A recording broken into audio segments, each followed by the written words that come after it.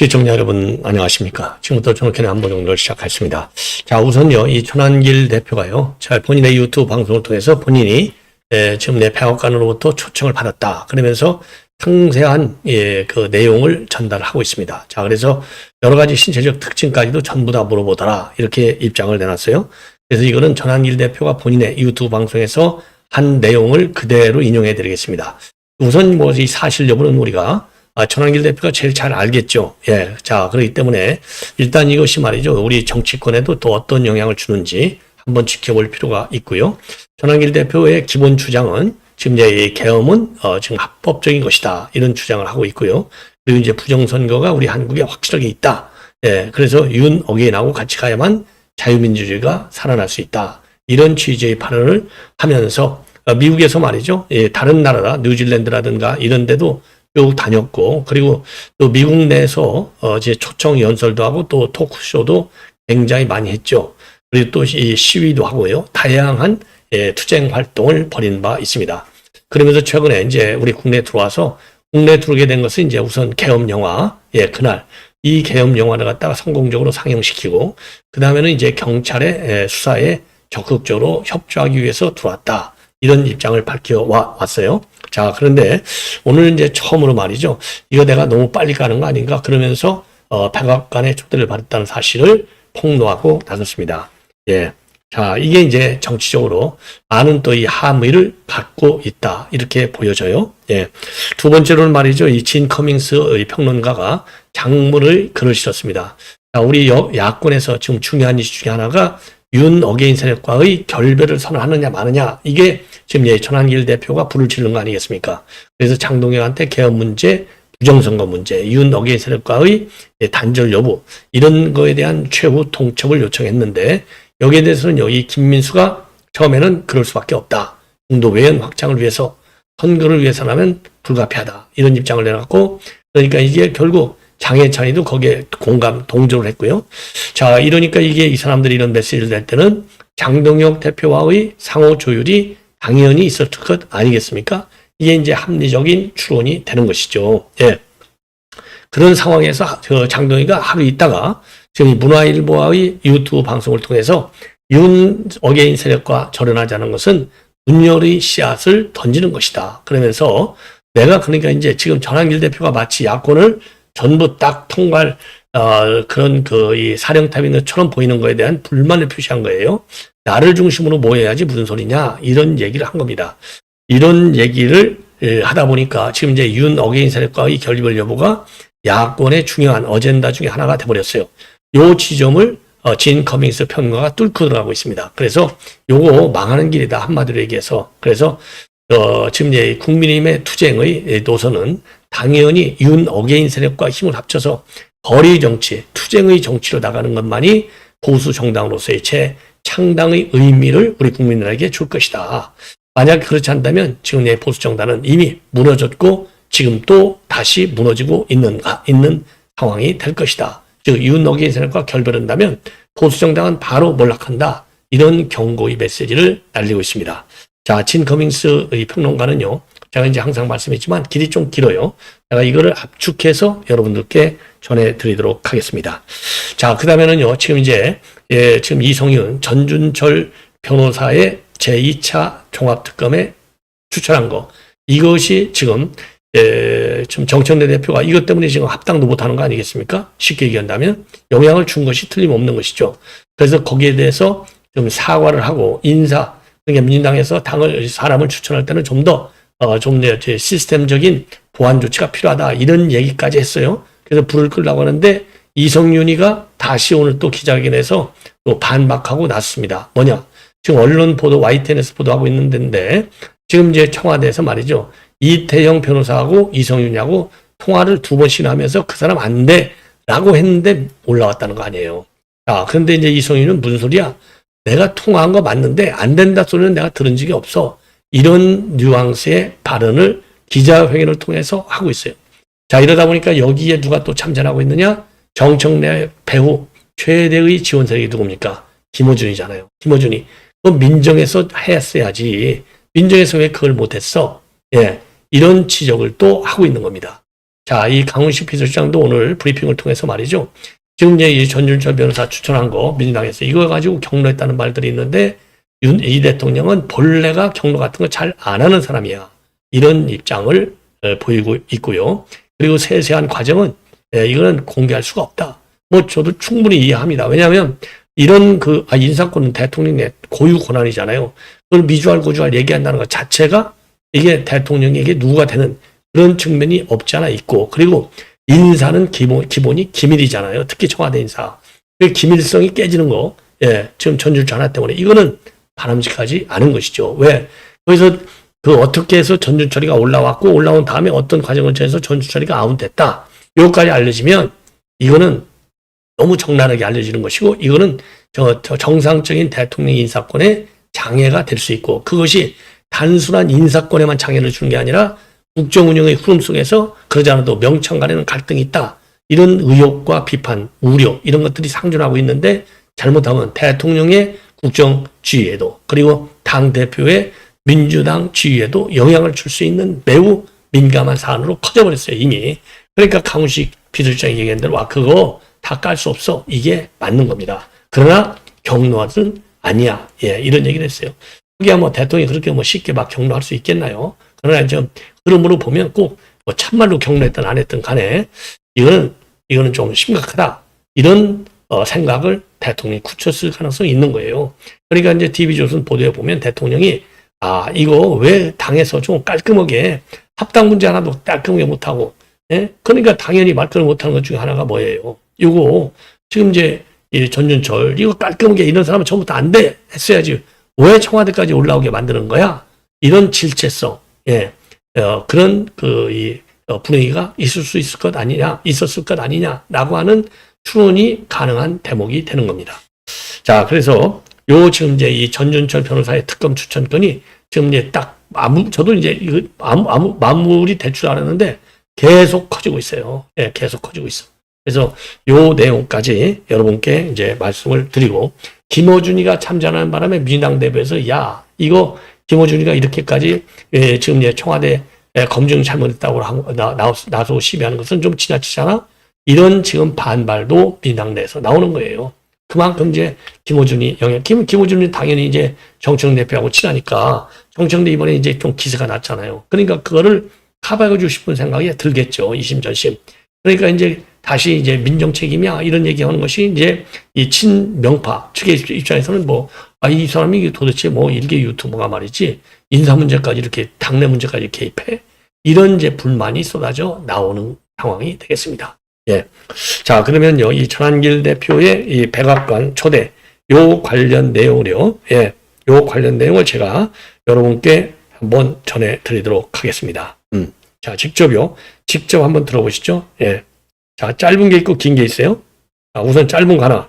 이번에 초청을 받았습니다. 너무 빨리 오픈했나? 이미 서류 다 보냈습니다. 여러 가지 서류 달라 하거든요. 개인의 이력, 신분, 심지어 몸무게와 키까지 보냈기. 백악관에 갈 때는 그런가 봐요. 사진도 있잖아요. 청면 사진 이런 거 다 제출하라 하더라고요. 이걸 첫 공개합니다. 전화기 뉴스에서. 저에 대해서 혹시라도 구속 사유도 안 되지만 체포나 구속된다면은 역시 미국 못 가겠죠? 미국에서 묻겠죠? 왜 전환기 안 오지? 고발돼 있다. 구속돼 있다. 이유가 뭐지? 아니 내가 이재명 싫은 소리 했으니까 제가 고발당했다. 이거는 정책 모범이잖아요. 그래서 함부로 전환기에 건드리면은 미국이 꼭 도와준다 그런 뜻이 아니라 제 혼자 힘으로도 출석하더라도 당연히 구속이나 구속 사유가 안 돼요. 제가 미국에 있다가 조사받으러 왔잖아요. 도망간 게 아니라 오히려 조사받으러 왔으니까 도주 우려가 없어. 두 번째는 증거인멸 우려가 없는 이유가 제가 고발당한 모든 것이 제가 뉴스에 지금도 공개가 돼 있어. 깜짝 놀랄 만한 소식 공개가 그러니까 이건 기자회견은 서울에 들어와서 인천공항에서 기자회견을 저게도 요 얘기를 했죠. 이건 이제 1분짜리 쇼츠고요. 제가 요거는 이제 정식 방송입니다. 백악관 초청받아가지고요. 이미 서류 다 보냈습니다. 이력, 신분, 심지어 몸무게와 키까지 보냈기. 제가 구속 사유도 안 되지만 체포나 구속된다면은 역시 미국 못 가겠죠? 미국에서 묻겠죠? 왜 전환기 안 오지? 구속은 원래 두 가지 사유거든요.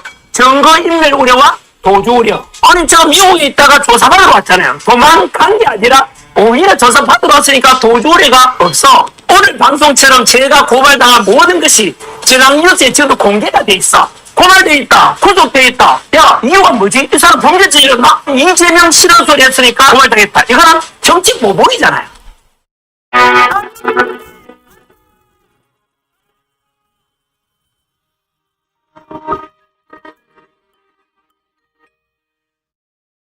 미리 안내드릴까요? 네, 제가 백악관에 초청을 받았습니다.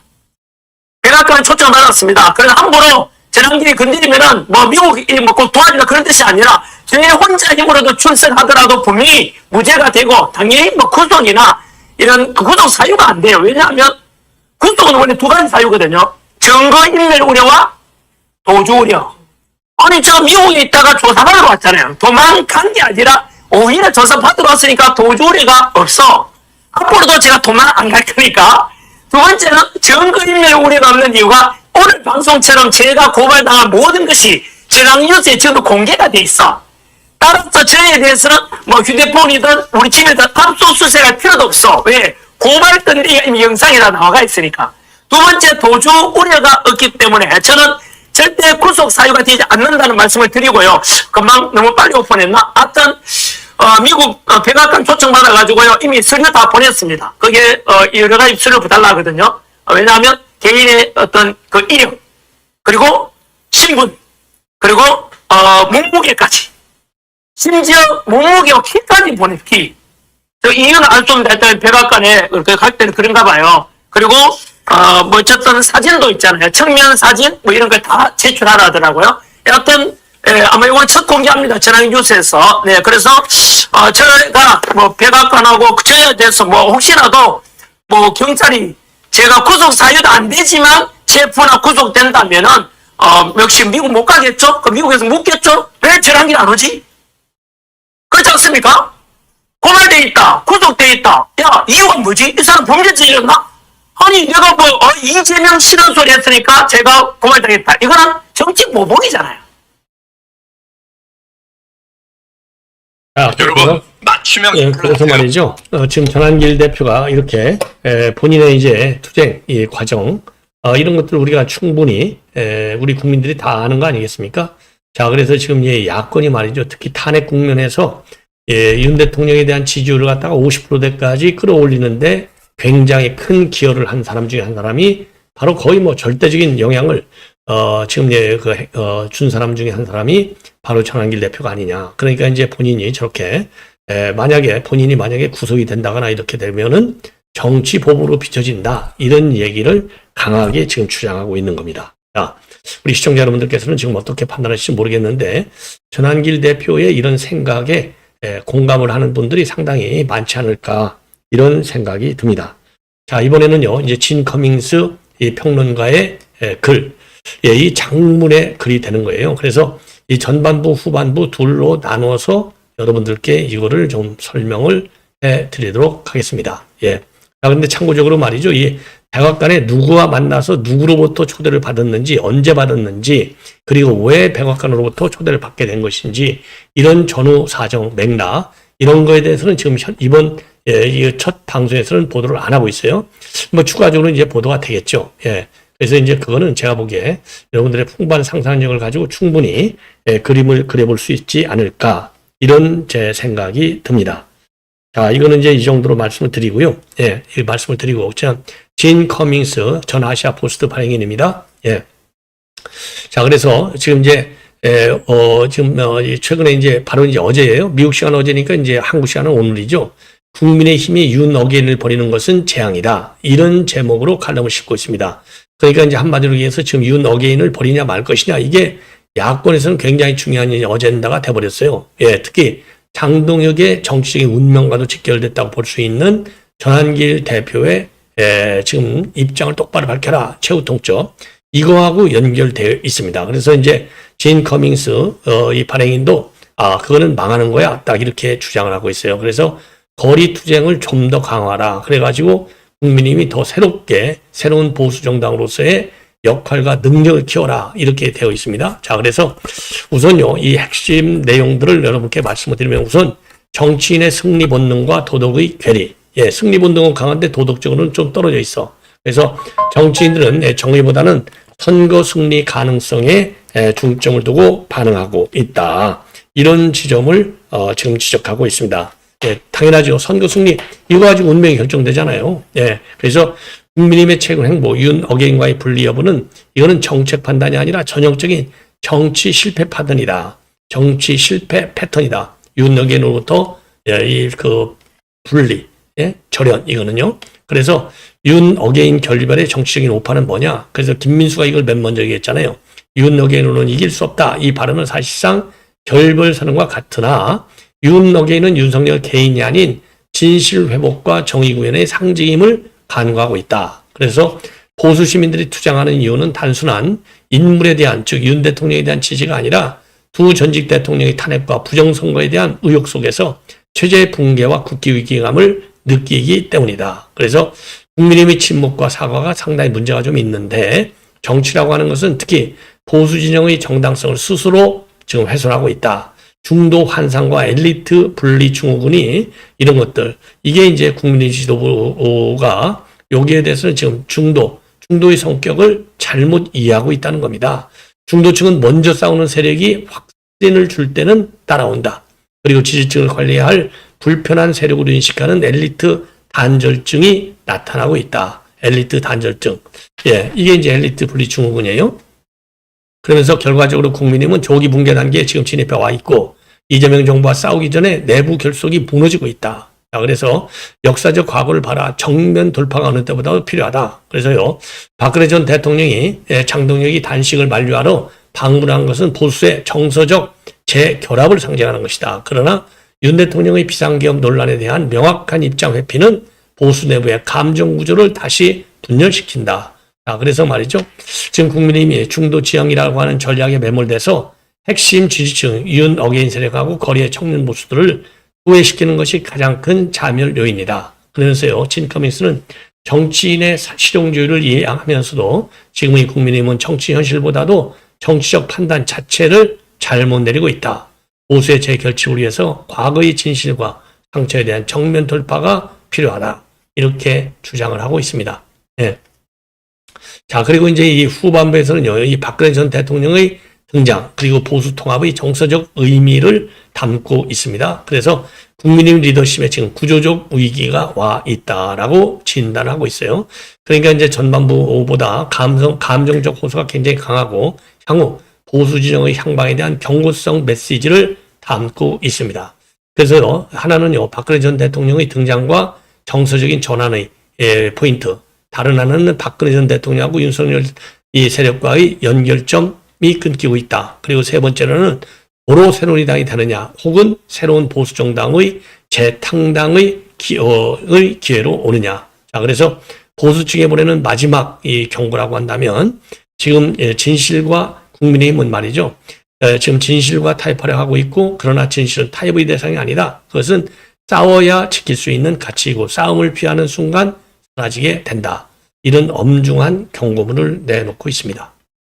자, 그래서 이 내용을 여러분께 말씀을 드리면요. 우선요, 박근혜 전 대통령이 장동혁 대표의 단식 현장을 방문한 행위는 보수진영 내부의 정서적 봉헌을 상징한다. 이렇게 보고 있어요.